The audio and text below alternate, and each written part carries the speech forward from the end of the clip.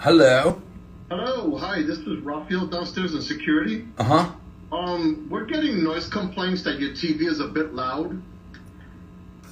Would it be possible to turn it down? Yes, of course. All right, thank you so much. You're welcome. Bye. Bye. My TV's too loud. I am so happy I took that call and you guys all heard that because you're like, he's in a hotel room. How are people not complaining? But they didn't say this guy next door is playing guitar and screaming. They said my TV was too loud. That means I must sound pretty good. I'm Joe Normal, and you're watching Guitar Tales with Dave Cohen and Scott Guitarmist Engel. Have a rockin' day.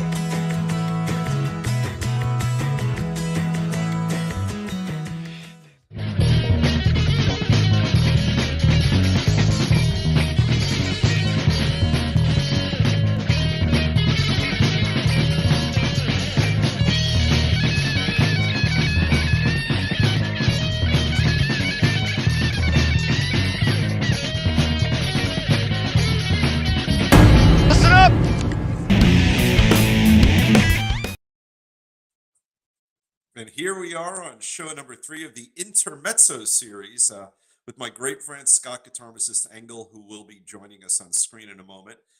Extra thanks to Joe Normal for our great bumper.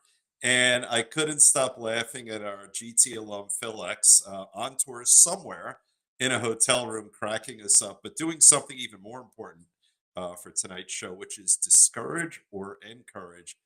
Do we get encouraged by great guitar players? Do we get discouraged? Do I want to throw those guitars away when I hear a great guitar player, or do I want to play them more? And Scott put up a great post on our Facebook page, and we got all sorts of comments. And we thought, let's do another Intermezzo series. And before we pull Scott on, as always, I want to thank our sponsor, Charles Larita of Mitchell Studios, doing wonderful work. We recently referred a client to him, not the dog you hear barking, but a real human being, Steve Petersack, who got great work done by him. So extra thanks to Charles Larita for sponsoring our show. And without further ado, let's get Scott Guitarmist Engel on the show. Here's a story. It always looks like the Brady Bunch when I come on. It does. Except we're missing the other 4 people. And Ann B. Davis in the middle. No, Ann B. Davis is an amazing shredding guitar player. No, not many people know this. She always was. That's amazing. That's just like Johnny Depp before he started acting. That's a she would serenade Sam at the butcher shop with her two-handed tapping on an acoustic guitar. Pretty amazing shit. And it's funny because Eddie always actually credited her. I always love those stories that go around like Eddie Van Halen didn't come up with two-handed tapping. There was a guy in 1938 who was look. He did something right. He took it to the next level. So just stop with that shit, okay? Just stop it. All right. Can I slurp right now? Yes. I'm really in a good mood. I'm very excited about today's show. This is a subject near and dear to my heart. And I think a lot of people commented, and I have some quotes, and I have to be real. I will give my opinion. I'm in this area in New Jersey. Oh, yeah. Very, very intimidating. It is. And you know what? One of my opening thoughts for this topic, and I realized it has universal appeal, but in my day job as an attorney, it's the same thing. If I hear a wonderful attorney give an opening statement, oral argument, things like that, I could be inspired, or I could say, you know what, I want to drop my law license.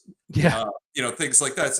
So I think our topic today/tonight, it really has universal applicability. We'll talk about guitars, but I think a part of it, I want to ask you, Scott, does a lot of it have to do with the vibe you're getting from that guitar player you're seeing? Is the guitar player musically generous, approachable, or are they a little bit aloof?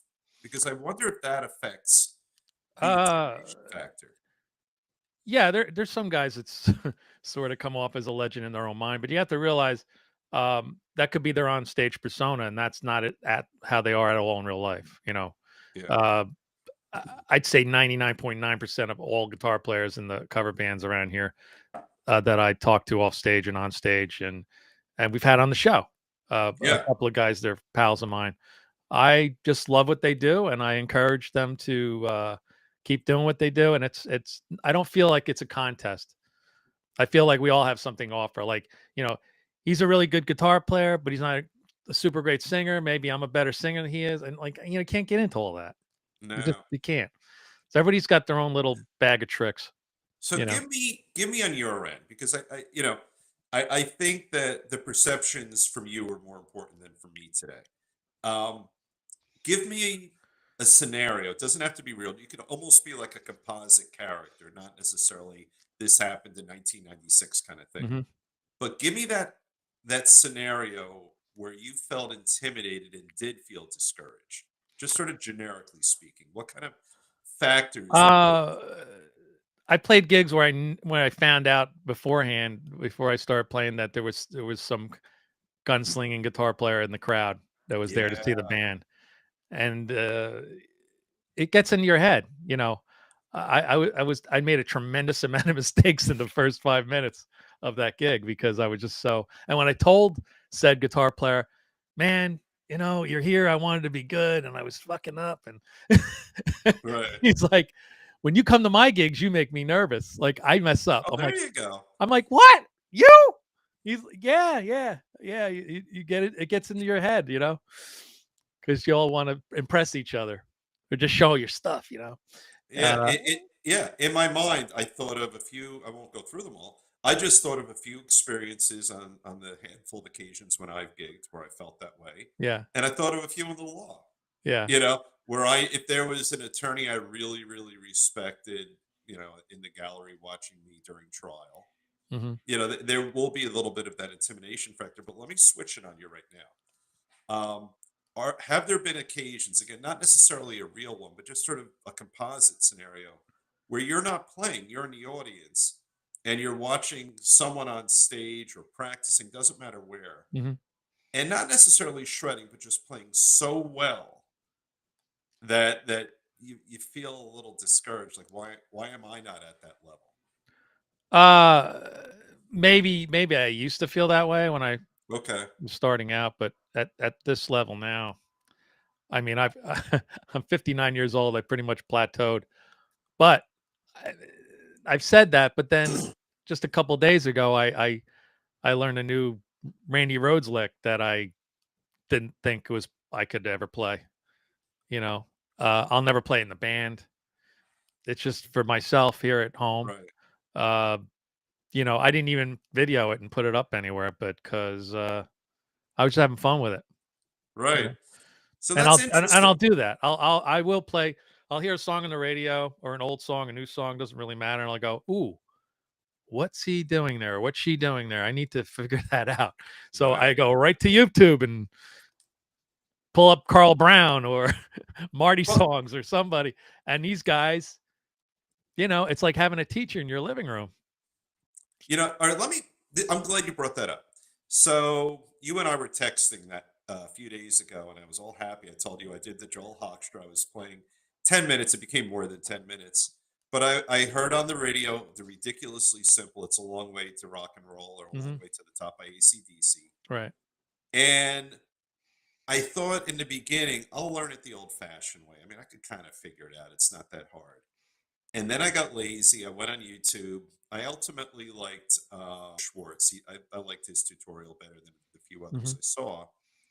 And as I did it, it's absurdly easy, at least to do it at my level. I'm not saying Yeah. it's to do it as well as they do. I found myself not having enjoyed the process as much as the old days when you had to think a little bit more Yeah. and figure stuff out. I mean, Schwartz is just an amazing teacher, Yeah. Yeah. and I think I, I think it took away from for me. It's not growth. The most I'll ever get is catching up to the way I played 20, 30 years ago because Hmm. I'm not active like you are. But I'm going to ask you: do you think that us jumping on YouTube sort of retards our growth as guitar players, where we don't have to go through as much of the struggle to learn it as we did pre-YouTube? Well, I could tell you that uh, songs I learned by trying to listen and uh, with tapes and CDs and stuff. I did not learn those songs accurately. In fact, just like a few months ago, I found out I was playing Hell's Bells wrong for like 30 years, Right. playing it way harder than it actually was. And when Well, I went on and said, "Oh, is that all it is?" but you're literally an artist. So you know, like you paint. I mean, you are a straight up artist. When you Yeah. put this show together, you're an artist. So getting on YouTube, I'm gonna give you a little pushback on your theory, right? So going on YouTube allowed you to do two things. It allowed you to play it with a little more ease and a little more accuracy. Right. Okay. But in terms of your growth as an artistic musician, which I personally know you to be, does it also help you grow as a musician to sort of to learn sort of the right way to play it? Also, maybe it does. I don't know. Yeah, I mean, well, learning it from just listening uh definitely improves your ear, right? I mean, I haven't Yeah. really I have that what they call pitch perfect ear hearing or whatever the hell it is. Right. So I can listen to a riff and go, "Oh, I know exactly where that is," or I have an Okay. idea anyway of where it should be. Are there open strings? Is there a capo involved? But once you get into weird tunings, like like some Led Zeppelin stuff, like Right. Kashmir, yeah, the Dadgad tuning and weird tunings, like you're never gonna figure that out by listening to it. You Oh, need yeah, a that's true. teacher to say, "Hey, you got to retune your guitar," or this is really simple, but Here's the but workaround. I'm trying to play to a song on on the record, and it sounds like an E, but it's coming out terrible. I'm talking about when I first started out. Right. Well, that's because Hendrix and Stevie Ray Vaughan play in E flat, and I Right. got my guitar tuned to E, and I'm like playing an F, and I'm struggling, and I'm trying to figure out, Well, you know, well, that's what I got the other day because ACDC Schwartz taught me that they actually had to what's the thing you squeeze in and out? Help me. you mean a squeeze box, accordion? Sort of accordion. So they actually had to tune it. They went a half step up to match the accordion. Yeah, that happens. Yeah. Van Halen famously like tune his G string like slightly pitchy, so that um he would lose that dissonance that you have, that natural Yeah.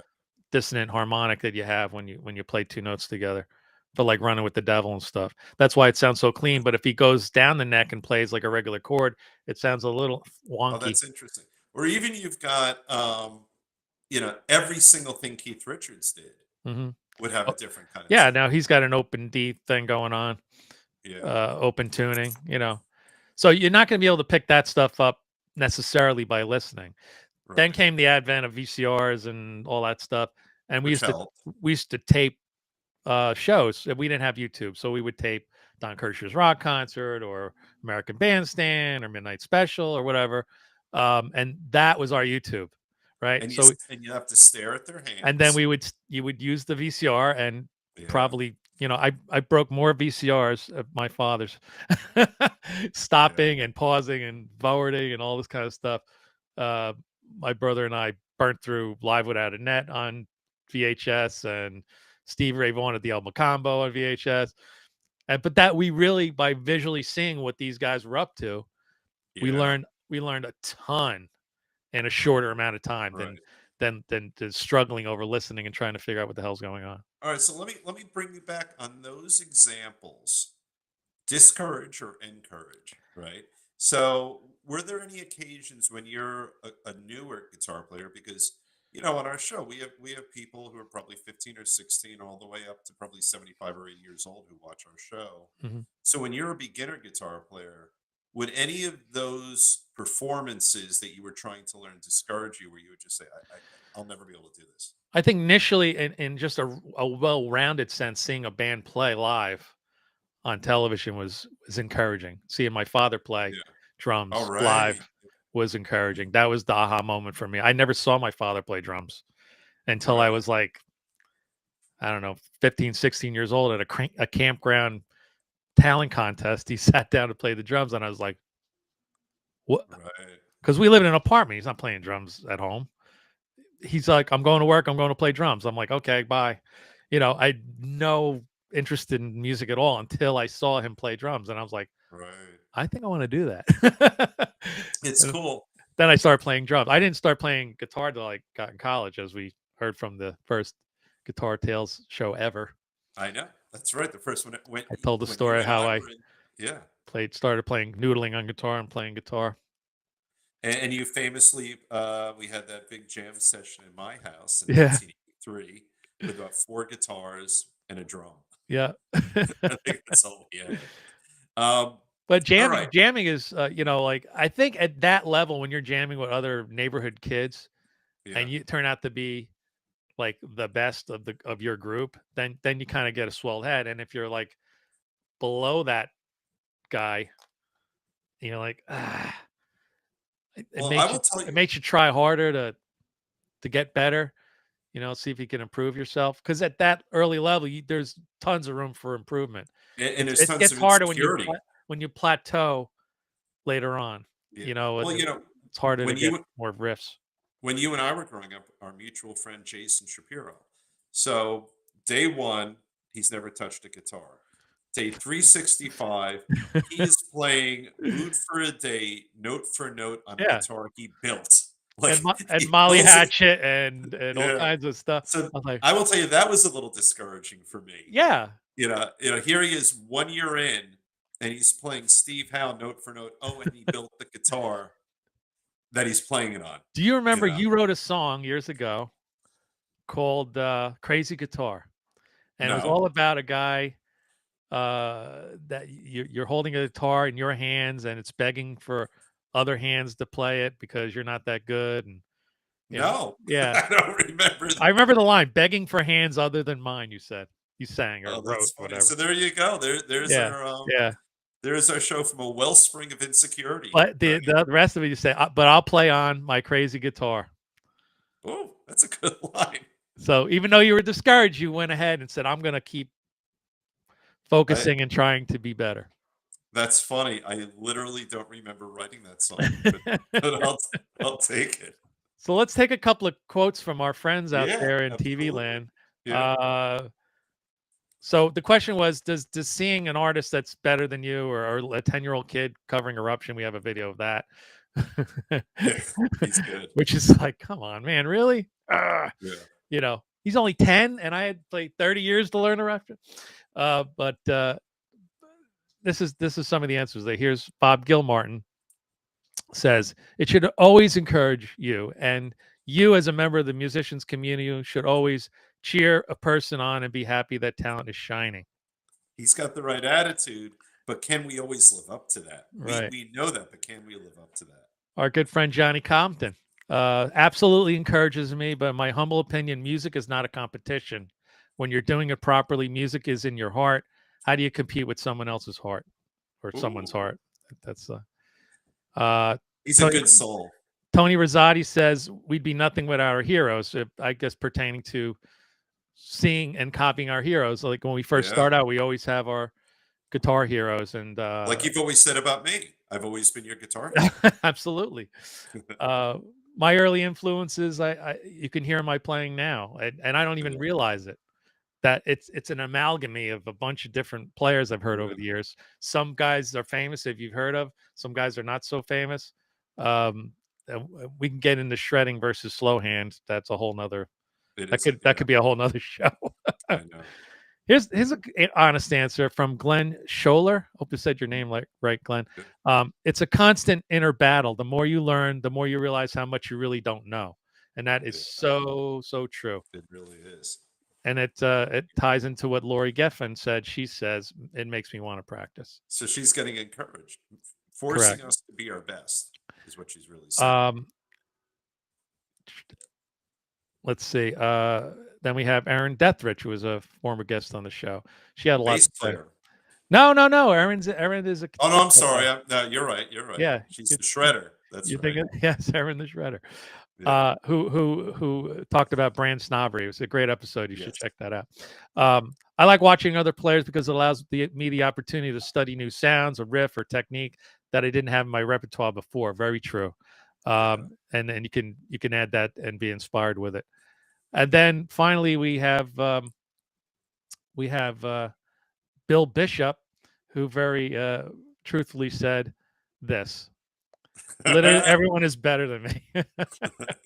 And he did That's such a funny he did comment. put a laughing emoji after that. But what he's saying is sometimes it is a little discouraging when you We see can feel that way, yeah. some young buck, come up there. And when I mean young, I mean like child prodigy good Why young. don't you show us right now, Mr. Scott? So this is a segue. Let's this is one of my favorite clips of all time. This is it explains itself. Do you play guitar, Collier? Put it in the mic. Yes. What songs do you know? I know a lot of Metallica songs. You want to do a Metallica song? You want to do a Metallica song? All right. Do I know a lot of Metallica songs? Me and Taylor know Metallica songs.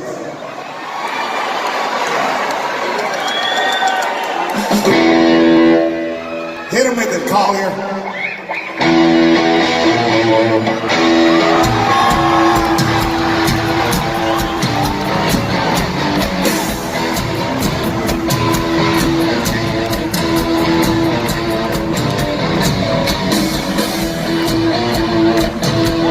Break in reverse, see, let's hit it. Say your prayers with the word, Baba. Anyway, you get the It's idea. so great. I mean, he's completely young and completely fearless, right? Yeah, I know. That's one He's thing you always- have when you're younger. I never had stage fright till I was over 30. That's funny. I just didn't care. I was fearless. I would just go out Yeah. there and do all kinds of trickery and so forth and get away with it. And now that kid I almost think too much. Like, oh Yeah. God, here comes the solo. Loosen up. Right. Here it comes. Yeah, You that know? kid was beautifully fearless. He wasn't smart enough to know he should work. He was great. But it is a clip I must have seen it 100 times. He's in an arena playing with the Foo Fighters and For 20, 30,000 people probably. the late great Taylor Hawkins on drums. Poor guy. Yeah, I know. But what a memory, huh? Yeah, it's something. And those kids are all over the internet. And we've talked with a couple of guests about them. A lot of them, in terms of what makes rock and roll, they're learning this stuff. Some of them I think will grow up and have what we might call the rock and roll attitude. Some of them might Yeah. not. Some of them might just be really great technicians, and not necessarily have or even ever develop feel So because it's lesson driven sometimes. I have this question just popped in my head because it's happened to kids we went to school with and over the years that were like really into playing. I mean, really into it. They're in bands. They got the guitar. And then somewhere along the line, it just stops. Yep. They sell their stuff, or they don't play anymore. I used to play, or they got an injury and they can't play. That's one thing. But sometimes they just stop Yeah. playing, and they were really good. And Yeah. I'm always surprised to hear, like, why did you stop playing? Yeah, and I think that's dovetailing into what I was trying to convey a moment ago, which is that a lot of the kids we're going to see on YouTube, they'll have parents our age, let's say, and they get put in, Yeah. they get guitar lessons starting at age 3 or 4 or something like that. Probably parental pressure. I would suggest not very different from a lot of the kids who get pushed into sports early. Mhm. And I think they get burned out because you and I did it organically, Right. That goes a and long way. yeah, I think so. And we did it out of love for music, and here I am. I'm still my guitar is a huge part of my life, but Yeah. no one pressured me to do it. Same thing with you. Right. And I wonder if a lot of these shredders we're seeing on social media these days, if we had a crystal ball, if they'd still be playing in 10, 15, 20 years, because they might not be doing it from love. They might be doing it because their parents just had them do it. We've had musicians on the show that were trained classically, like Our Dor- Juilliard friend. Dorian Chia. Yes. And the violin and violin is something you just can't pick up and start noodling around with.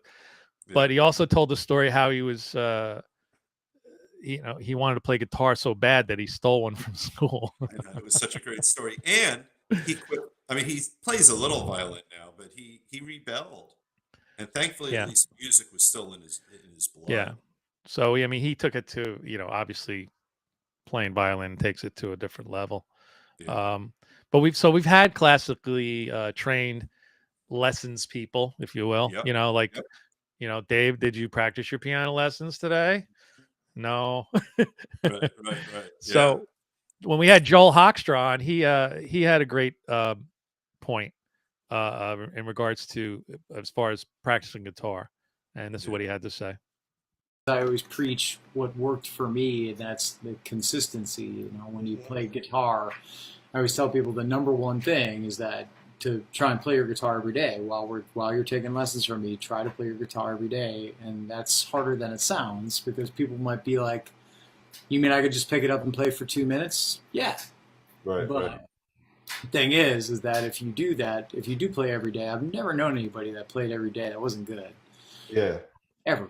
So, I mean, it's like, just do that. And I'm like, there's going to be times where you're going to look at it and be like, no way. I just worked 12 hours. I just, had the worst day ever. Right. Like, Or I don't like what's coming out of my own hands right now. If you can go over to your guitar and pick it up for 2 minutes, then, you're still going to be the person that wins the battle. So you just got to be the person that keeps picking it up no matter.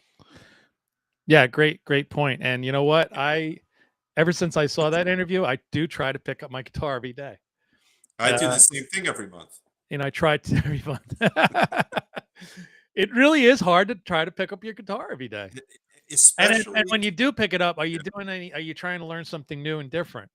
So, yeah, and I think his point is just to do it. yeah, I think, I think he's always, and you're in the back of my head because you've been pushing me to do it. And it's funny, one day I had a hard day at work, and I thought I'm going to do it first, Joel, but now Scott's been pushing me to do. And it felt wonderful. In 10 minutes turned into about 40. And it was pleasurable. But it's all, I run once or twice a week usually. The first 10 minutes that I run are torture and horrible. And then once I bust through that, it is at times euphoric. Other times it's just nice. But you have to force yourself to do it. And he said something powerful. He said, if you do that, he said, I don't know anyone who does that who isn't a great guitar player. he doesn't know anyone.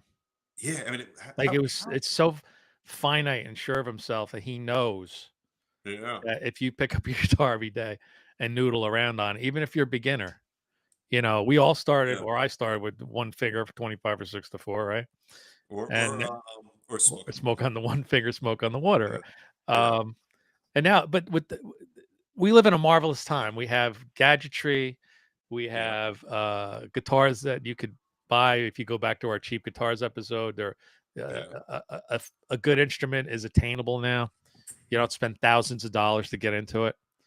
The Ivy, $187. Yep. Look at that action. Plays like butter. It plays like butter. Look at that. Isn't that great? It's gorgeous. I love that. I knew you would love that thing. Yeah. So one of the things I got recently, I saw on the internet. This was a total internet purchase. It's called and we're not getting paid to advertise this. This is something I personally bought, and I love it. And it really ties into what we're talking about. When you want to practice and play, sometimes the tone will turn you on per se, and you'll, if your guitar sounds like Angus Young, then you try to play AC/DC songs. It kind of, I don't know, drives you a little bit better. And that's one of the things this does. It's called a Spark Go. It's about $129. It comes with free software for your phone, connects via Bluetooth, and so you look up a song. It pulls the song off the internet, probably through YouTube, I believe. So there's a video. Then it transcribes what kind of chords you should be playing automatically, and it picks out a suggested tone. But if you don't like that tone, there's a gazillion pedals in here digitally and amps and settings that you could pull from. Gazillion's a lot. There are so many, and then you could save 4 of them as presets, and you can plug your earphones in. You could play through the little speaker, and it's fantastic. And it really it encourages you to play. You know, I think that's one of the It reasons. does. It's so much fun. Like Yeah. hours go by and I'm like, oh my God, I got to go to bed. So the little QR code there will take you to guitarmasters.com, and that will bring you to, if you purchase one, it'll take you to Amazon to finish the sale. There's no extra charge. I get a teeny tiny little commission. But it's great. It's small, fits in a gig bag. I mean, it's a fantastic practice tool. Very cool. It's brilliant that someone thought of that. They have bigger models Right. that they make, which are a little more expensive, but they all use the same software. So they have one that's like a little cube, and they have one. Okay. The first one is like it's like a lunchbox size amp, which Right. actually is quite loud. But I thought for the price and the portability of this, Yeah, under and 130 bucks. to learn new songs for a cover band and pull up tones and get into it and pull up YouTube videos and jam along, I think it's fantastic. Oh, it's great. So much fun. And one of the things, to get you to play more often, I only have about 5 or 6 guitars. I think you have probably 20 or 30. I'm thinning out the herd though. Yeah, but I have your old Gino. Yes. But which is beautiful. It really does play as nicely as a Strat. But I think a little bit of variety in guitar is helpful. I've got this cute little practice amp here I got on Facebook Marketplace. Yeah. It's a fake old one. I don't think it's as genuinely old as it looks, but and like that little gadget that you showed us, a little different tone encourages you to play a little more. Yeah. Where there's flange or chorus or some really cool distortion. Absolutely. I was playing a Police song, right? And so Andy Summers' tone is very unique and famous. A lot of chorus, a lot of echo, a lot of effects, right? Yeah. And at the push of a button, I brought up a Police song, "Driven to Tears," I think, and Right. this Spark amp automatically picked up the perfect tone.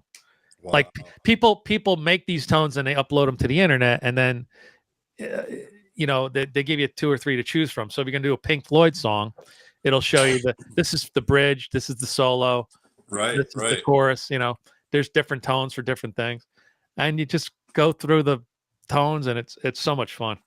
It really is. That really is. And, it's interesting. It's still, I have that old school in me.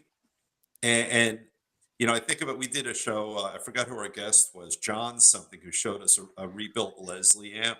Yes, He took us on a tour of his attic. John D. Nicola. Yeah, he was an Academy Award winner. Very good. Yeah. And he was wonderful. And, I want that. I'm buying one off of you this weekend. And at the same time, I have such a love. I have my bootlegger tube amp, Yeah. right, that I love. And I love that, but I also will get nostalgic and I want to overheat those tubes and I want to get that natural distortion. Yeah, I we're think they're like both wonderful. like Phil X famously says, we're all nerds, geeks. We love tone, Yeah. and we're tone chasers. And Yeah. somebody wrote an entire book about Van Halen tone chasing. Yeah. And Phil famously said on a show that you had the tone when Right. why are you chasing? You had it. You could stop. But that's the point. Yeah. Van Halen and all of us never stop tone chasing. We're always looking for like, ooh, that sounds just. My brother texted me today, and he's like, he's got this multi stomp box thing by Zoom, a pedal, and he found the setting, and it's like, oh my god, it sounds just like Eddie Van Halen in the 1980s. It's got chorus in it and distortion. It's perfect, and he was so excited, and it made him play all afternoon Van Halen songs, pretty much. Yeah.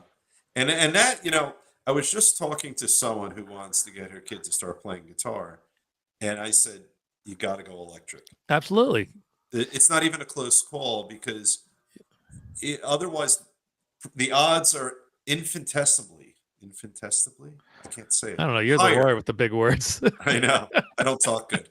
I don't but- talk good. I don't talk too good. But the kid will drop guitar. If you put that kid on acoustic, the odds are probably 10 to 1 they'll drop. Well, look, if he's a big Peter, Like- Paul, and Mary fan, or he likes folk Yeah. music, I mean, Yeah. then you're you're chasing your heroes, right? You're getting the same sound they have by playing acoustic guitar. You know, if you're a Jim Croce fan or whatever. You know, Nah, just play but electric. if you get into electric, it's a whole. You actually get the best of both worlds. You could play James Taylor, right? Yep. But you could still He owns an play electric. AC/DC. Yeah. So you know, I listen. Once I started getting stomp boxes, it was like a sickness. Like I got a distortion, then I got an overdrive, then I got an echo, then I got a reverb, then I got a chorus and a flanger, and the minute you plug that in and play one chord, you're like, oh my god, that sounds like. It gets exciting. Fill in the blank. It just your brain remembers. And here's another way it encourages us. If you've got a lot of either distortion or echo, whatever you're putting in there, we all know it will serve as a cover up to less than perfect playing. And the purists might say, no, I only like to play clean. But for the rest of us, it encourages us to play more because the sound is a little nicer, because you're not hearing the mess ups. There's all the sustain and there's a cool sound coming out. And then it forces us to become better musicians because we're playing more. I mean, if somebody put up a video somewhere along the line where they were doing like U2 songs, Edge songs without echo. And it's and it sounded like ding, ding, ding. But once you add that echo, it's part of his tone, part of his sound, and part of the rhythm of the whole song. Everything is coming out of that echoing, you know, that delay, delay. And that's part of his art. And it's also, I think, why that the movie where it was him, was it Jack? Who was the other guitar player, and Jimmy Page were on it. It's in black and white. It's 3 guitar players. So it's the Edge, Jimmy Page. And this is gonna get loud. And and White. Jack White. Yeah. And everyone who watches that has such a lack of respect for poor Edge, you know, because he's not a virtuoso. He's just not. I always said he's a sound alchemist. Yes, that's a beautiful way to put it. Yeah. He puts together a sound and a tone that services the song, right? Yep. Right. And he's an artist. Yeah, and you more than many. I could think of a lot of songs that use, you know, the wah-wah pedal's the star of the show, the whammy pedal's the star of the show, the digital delay is the star of the show. You know, without those effects, you can't cover "Run Like Hell" by Pink Floyd with all that digital madness going on. No, or what's his name? The one who just went on tour again, who was supposed to stop playing with the mouth. Peter Frampton. Peter Frampton. Yeah. What's that song going to sound like without a talk box? It won't sound like it. Yeah, it just won't sound like it. I mean, that is a huge part of the song. So guitar effects drive us to come up with new ideas. Cathedral by Van Halen, let's say. Yeah. But he's using the volume control on the guitar, and he's got an echo going on, and it kind of sounds like a violin. Yeah. Amazing. Amazing. But you can't cover that without an echo, and it won't work. No. There's no way that's going to happen. And I'm going to bring us back home on this. So when we talk about our theme, discourage or encourage, for us to encourage ourselves, what you're talking about is perfect. Yeah. Well, you can encourage yourself, and you could be a little, maybe taken back is the right word. Yeah. You know, you see, I saw Steve Vai at the Starland Ballroom. I'll never forget how amazing that was. I was just like, I think I was doing this the whole time. Right. Just staring. I'm like, what is going? His just crazy amounts of notes going on, but in a tasteful way. Yeah. And when I met Steve Vai at that metal show, Jim Florentine brought me along. He called me up, said, "Hey, you want to come down? Steve Vai is going to be on the show." And after the show, one of the things I do when I meet famous people is they don't talk about what they do. Right. Otherwise, it's like, yeah. That's what I did on that song. Okay, yeah. They get bored right away. Steve and I were talking about holistic medicine and bees, believe it or not, for like 15 minutes. And Jim Florentine comes walking by and goes, "Hey, Scott plays guitar," you know, like he knowing that what I do. And he go, and right away he like kind of clammed up a little bit. So I go, So in order to kind of get us out of that thunk right away, I said, "Oh, you play guitar too? Are you any good?" And That's then perfect. I got a little chuckle out of him. But Yeah. yeah, I mean, it's he's so amazing. So amazing. Same thing with Joe Satriani, just amazing players. So you got that level of guy, and then you have, I like some of the old blues players, Yeah. you know, And who could play one note and make the hair on my neck stand up exactly. because I don't have any hair on my head, so it's got to be the hair on my neck. It has to be that same year. Albert Collins or Freddie King or just so good. Johnny Winter. Oh. I know. And now let me ask you this. So you've got our heroes, right? I don't know too often if you watch a hero where you might get discouraged, but what if it's someone within reach? You know, someone you grew up with, someone who was in your immediate orbit, and they're 2 or 3 levels better. I wonder if that's the scenario where it can get discouraging because, like you could look at an internationally famous guitar player Mhm. and think, all right, well that's Stevie Ray Vaughan. right. Dare I say we haven't brought him up before? John Mayer. That would be a Look, whole. I'm not like, am I a big fan of John Mayer? No, but I can appreciate his guitar playing. He's damn good, right? But It's then very you good.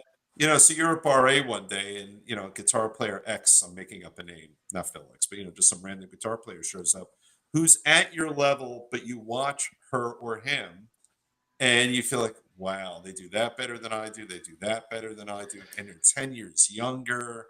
I think vocally I can bring it sometimes. I could tell you that Yeah. When I played Stone Pony, I knew there was a famous singer in this audience Right. that I completely blew my voice out. I was singing notes. The band's like, "What are you singing? These crazy notes! Oh my god, it's so amazing!" Blah blah blah blah. Because Joe Schmo is here, so I got caught up in it. And I wanted to be really good. So but he also made you in a healthy way a little bit competitive. I guess. Yeah. So in a competitive way, I wasn't like jealous of the guy, but I knew that he's a great singer. Yeah. And I poured gas on the fire that night, like big time. Like I was notes way not out of my range. It's in my range, but I normally don't go that hard. You caused yourself a little damage. And the next day I was like, "Hi everybody." Yeah. I sounded like a loan shark from Brooklyn. Right. So that Where's falls the money? squarely. Yeah, that falls squarely into the category of encourage then, right? Yeah. Yeah. So that's pretty cool. So I haven't heard from you, which is healthy, too much discourage. Yeah, I can. I think the discouraging happens at the early levels of your journey. Yeah, I think it could happen. Yeah. Because I had it on because when I was playing drums, I was a kid, and I used to go to a lot of drum clinics with my father, who was emceeing these things, and I met some of the greatest drummers in the world. I mean, Louis Bellson, Buddy Rich, Simon Phillips, Billy Cobham, all kinds of really high end, amazing drummers. And I was just like, yeah, am I ever going to get that good? Oh man, I don't know. Well, and they would just tell me, oh, practice every day, keep at it, speed. You got to start slow and work up your speed, and all these things. And I'm like, all right, well, and I did get okay on drums. I don't think I was world class awesome, but I mean, there's even in the drum world, there's some drummers that just have a really good groove and they're not really super quick fancy, like Ringo or Steve Gadd. They're not known for their fast playing. No. And is fast is it's not. There isn't any speed limit on music per se, but I mean, sometimes fast is too fast. It's too like your brain can't even absorb sometimes what you're hearing. I mean, and that's another thing I'm seeing all over the internet. There's a couple of drummers who will take silly videos that are going viral and make songs out of them. Have you seen these? Yeah. And they're like human metronomes. I mean, they're some of them are like physically jacked. They're big guys, and they are just machines. I think as far as guitar playing, when you when you do have a fast riff in your repertoire, as Aaron Dethridge says, Yeah. It'll stick out a little more if everything else is kind of serving the Yeah. song, Right. and kind of like a bit of a bluesy lick and some feel, and you're stretching your notes and they're in pitch. Right. You throw a little two-handed tap here and there, but nothing nutty. That's why Jeff Beck was so great. Yeah. Right. He would like, the fast stuff would stick out at you because the rest of it was sort of fluid and melodic and there was cool things going on. And then he would play something, you go, whoa, what was that? Yeah. Well, it's what The you whole said. thing is Yeah. fast. No, then you're done. I'm like, I can't absorb all that. You mean all like the- Yngwie Malmsteen? Yeah, I'm very bored at one of his concerts. It was so over the top that I actually kind of started tuning out. Yeah.